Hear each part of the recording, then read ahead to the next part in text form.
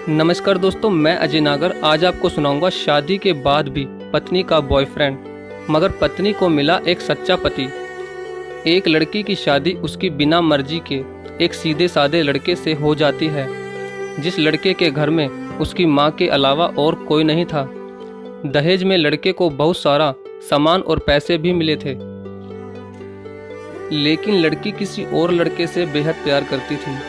अब लड़की की शादी बिना मर्जी के तो हो ही गई थी और अब वो अपने ससुराल आ गई थी। तभी सुहागरात के वक्त लड़का दूध लेकर कमरे में आता है और उस लड़की यानी अपनी पत्नी के पास बैठ जाता है। तभी उसकी पत्नी गुस्से से अपने पति से कहती है, क्या तुम मुझे अकेला छोड़ सकते हो? उसकी ये बात सुनकर उसका पति बहुत दुखी होता है, लेकिन फिर भी वो खुशी खुशी ये कहता है, नहीं तुम आराम करो, मैं तो सिर्फ तुम्हारे लिए दूध लेकर आया था। यह कहकर वो कमरे से बाहर चला जाता है। लड़की मन मारकर ही रह जाती है, क्योंकि लड़की चाहती थी कि उसने झगड़ा क्यों नहीं किया ताकि वो उस गंवार से तलाक ले सके। अब लड़की को ससुराल में 3-4 दिन हो गए थे, मगर वो तो बस पूरा दिन फोन पर बॉयफ्रेंड से बात करती थी। और उधर लड़के की माँ बिना शिकायत करे दिन भर घर का सारा काम करती थी। वह सबके लिए खाना भी खुद ही बनाती थी, फिर भी उसकी माँ के चेहरे पर हर वक्त मुस्कुराहट ही रहती थी। लड़का एक कंपनी में छोटी सी नौकरी करता था। वह बेहद ही ईमानदार और मेहनती था। सुबह अपने काम पर जाता और शाम को थका हारा घर आता, मगर उसकी पत्नी उसे एक गिलास पानी भी नहीं पूछती थी। अब लड़के और लड़की की शादी को करीब 1 महीना हो गया था, मगर अब तक वो दोनों एक साथ कभी नहीं सोए थे। वैसे लड़का बहुत ही शांत स्वभाव का था, इसलिए वह अपनी पत्नी को कुछ भी नहीं कहता था। फिर भी वह अपनी पत्नी को खुद ही खाना डालकर देता था, मगर उसकी पत्नी उनके साथ बैठकर खाना कभी भी नहीं खाती थी। वह अपना खाना अपने कमरे में अलग बैठकर खाती थी। लड़की को दहेज में एक स्कूटी भी मिली थी। लड़का जैसे ही अपने काम पर निकल जाता, उसके आधे घंटे के बाद ही लड़की भी अपनी स्कूटी लेकर अपने बॉयफ्रेंड से मिलने चली जाती थी। और लड़के के आने से पहले ही वो अपने ससुराल वापस आ जाती थी। एक दिन लड़के की काम की छुट्टी थी और वह घर पर ही था, तो लड़की ने अच्छे भले खाने को भी गंदा कह के अपनी सासू माँ को उल्टा सीधा कहकर खाने को बाहर फेंक देती है। ये सब देखकर लड़के को बहुत ही गुस्सा आता है और वह गुस्से गुस्से में अपनी पत्नी पर हाथ उठा देता है, मगर उसकी माँ फिर भी अपने बेटे को ही डांटती है। इधर लड़की को झगड़े का एक बहाना ही चाहिए था, जो कि उसे मिल गया था। तभी वो बिना बोले अपनी स्कूटी लेकर अपने बॉयफ्रेंड के पास चली जाती है और अपने बॉयफ्रेंड के पास जाकर कहती है कि अब एक पल भी मुझे उस घर में नहीं रहना।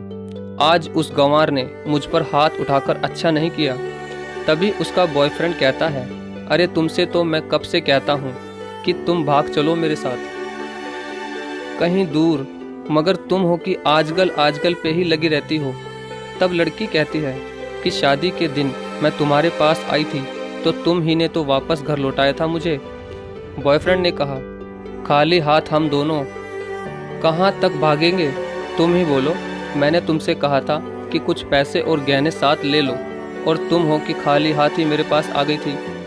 आखिर दूर एक नई जगह में जिंदगी की शुरुआत करने के लिए पैसे तो चाहिए ना। और हाँ, एक बात और कि जब भी मैं तुम्हारे पास आता हूँ और तुम्हें छूना चाहता हूँ, तभी तुम्हारे नखरे हो जाते हैं और बस यही कहती रहती हो कि ये प्यार प्रेम शादी के बाद ही होगा।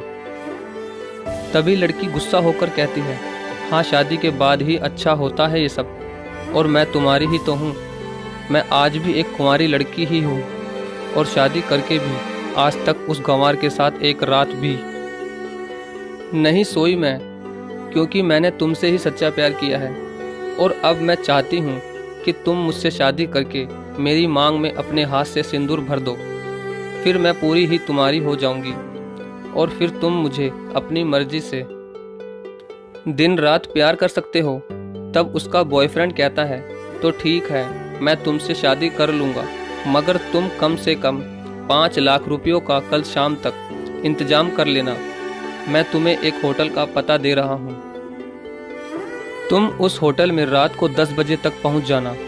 लड़की कहती है, उस गंवार के पास कहाँ होगा पैसा, बल्कि मेरे पापा ने उसे दहेज में 3 लाख रुपए और मुझे कुछ सोने के गहने दिए थे। गहने तो मेरे पास हैं, मगर सारे पैसे उस गंवार ने अलमारी में लॉक कर रखे हैं। मगर मैं जैसे तैसे उस अलमारी की चाबी लेकर सारे पैसे निकाल कर तुम्हारे पास हमेशा हमेशा के लिए आ जाऊंगी। ये कहकर वो लड़की अपने ससुराल पहुंचती है। लड़की ससुराल पहुंचकर अपने पति और सास से लड़ाई करती है और वो उन पर खूब चिल्लाती है, मगर अफसोस वह अकेली ही चिल्लाती रहती है। उसका पति और उसकी सास बिल्कुल शांत रहते हैं। तभी लड़की अपने कमरे में चली जाती है और अचानक उसके बॉयफ्रेंड का लड़की के फ़ोन पर मैसेज आता है कि कब आ रही हो पैसे लेकर। लड़की मैसेज का जवाब देती है, सब्र करो, मैं वक्त पर आ जाऊंगी। तभी उसका पति दरवाज़ा खटखटाता है और अपनी पत्नी से कहता है कि खाना खा लो। तभी पत्नी कहती है, मैं खाना तभी खाऊंगी, पहले मुझे इस अलमारी की चाबी दे दो। पति दरवाजे के नीचे से चाबी देकर कहता है, ये लो चाबी, अपना काम करके खाना खा लेना, क्योंकि अभी तक मैंने और माँ ने भी खाना नहीं खाया। माँ ने कहा है हम आज साथ बैठकर ही खाना खाएंगे। लड़की कहती है, माँ और तुम खाना खा लो, मैं बाहर से खाना खाकर आई हूँ। ये सुनकर लड़का चला जाता है। तभी लड़की जल्दी से चाबी को उठाकर अलमारी खोलती है। अलमारी खोलकर वो उसमें क्या देखती है कि उसमें दहेज के पूरे पैसे 3 लाख और सारे गहने तो रखे ही थे, बल्कि उसमें एक डायरी भी रखी हुई थी। जब वो उसे खोलकर पढ़ती है तो उसमें लिखा था, प्रिय पत्नी, मुझे और तुम्हारे पिताजी को पता है कि तुम किसी और लड़के से बेहद प्यार करती हो, मगर तुम्हारे पिताजी ने पता लगाया है कि जिससे तुम प्यार करती हो उसकी पहले भी एक बार शादी हो चुकी है और वो लड़का बहुत सी लड़कियों को धोखा भी दे चुका है। पर आपके पिताजी आपको उस लड़के के बारे में कुछ भी ना बता सके, क्योंकि उन्हें पता था कि ये जो इश्क का नशा है वह हमेशा अपनों को गैर और गैरों को अपना बना देता है। इसलिए तुम्हारे पिताजी ने मेरे आगे हाथ जोड़कर ये कहा कि मेरी बेटी का हमेशा ख्याल रखना। एक बाप के मुंह से एक बेटी की कहानी सुनकर मेरी भी आंखों में आंसू आ गए और मुझे ये यकीन हो गया था कि एक अच्छा पति होने का सम्मान मुझे मिले या ना मिले, मगर एक दामाद होने की इज्जत मैं हमेशा पा सकता हूँ। और मुझे दहेज में मिले सारे पैसे और सोने के गहने मैंने तुम्हारी अलमारी में रख दिए हैं, क्योंकि दहेज के नाम से मुझे नफरत हो चुकी थी। इस दहेज के ही कारण मैंने अपनी बहन और पिता को खोया था, और मेरे पिता के अंतिम शब्द भी यही थे कि किसी बेटी के बाप से कभी भी 1 रुपया भी दहेज ना लेना। और उस डायरी में यह भी लिखा था कि तुम मुझसे आज़ाद हो और तुम कहीं भी जा सकती हो। डायरी के बीच के पन्नों में तलाक के पेपर रखे हैं, जहां मैंने पहले ही अपने साइन कर दिए हैं। जब तुम्हें लगे कि अब इस गंवार के साथ नहीं रहना, तब तुम भी इस तलाक के पेपर पर साइन करके अपने सारे पैसे और जेवर लेकर जा सकती हो। लड़की डायरी पढ़कर हैरान थी और परेशान भी थी। ना चाहते हुए भी उसके गंवार पति के शब्दों ने उसके दिल को छू लिया था। अब वो ना चाहते हुए भी गंवार पति के अनदेखे प्यार को वो महसूस करने लगी थी। वह फूट फूट के रोने लगी। डायरी में आगे लिखा था कि मैंने तुम्हें इसलिए मारा क्योंकि आपने माँ को गाली दी, और जो बेटा खुद के आगे अपनी माँ की बेइज्जती होते सहन कर ले, फिर वह बेटा ही कैसा। इसलिए मुझे माफ़ कर देना, क्योंकि मेरे लिए माँ का दर्जा सबसे बड़ा है, और आपको मैं दुल्हन बनाकर अपना हमसफर बनाने लाया हूँ, आपसे ज़बरदस्ती करने नहीं। आपको मुझसे प्यार हो ना हो, लेकिन मैं अंत तक सिर्फ तुमसे ही प्रेम करता रहूँगा। अब फैसला तुम्हारे ही हाथों में है। अब लड़की दुल्हन बन चुकी थी और उसकी आंखों से आंसू बह रहे थे। अचानक लड़की के बॉयफ्रेंड का फ़ोन आता है। तभी गुस्से में लड़की अपने फ़ोन को स्विच ऑफ करके फ़ोन का सिम कार्ड तोड़ देती है। अब उसे सब समझ आ गया था कि जिससे वो बेहद प्यार करती थी उसे तो सिर्फ पैसों से ही प्यार था, और सच्चा प्यार करने वाला तो मेरा पति ही था, जिसने सिर्फ मेरे पापा की इज्जत रखने के लिए ही मुझसे शादी कर ली। और उसे मेरा एक बॉयफ्रेंड है पता होने के बाद भी मुझसे इतना प्यार किया। मैं अपने पति का प्यार क्यों नहीं समझ पाई, ये सब सोचकर वह रोती रही। फिर उसने रोते हुए अलमारी का सारा सामान जैसा था वैसे ही रखकर ना जाने कब सो गई। अगले दिन उसकी पत्नी सुबह देर से जागी, तब तक उसका पति ऑफिस जा चुका था।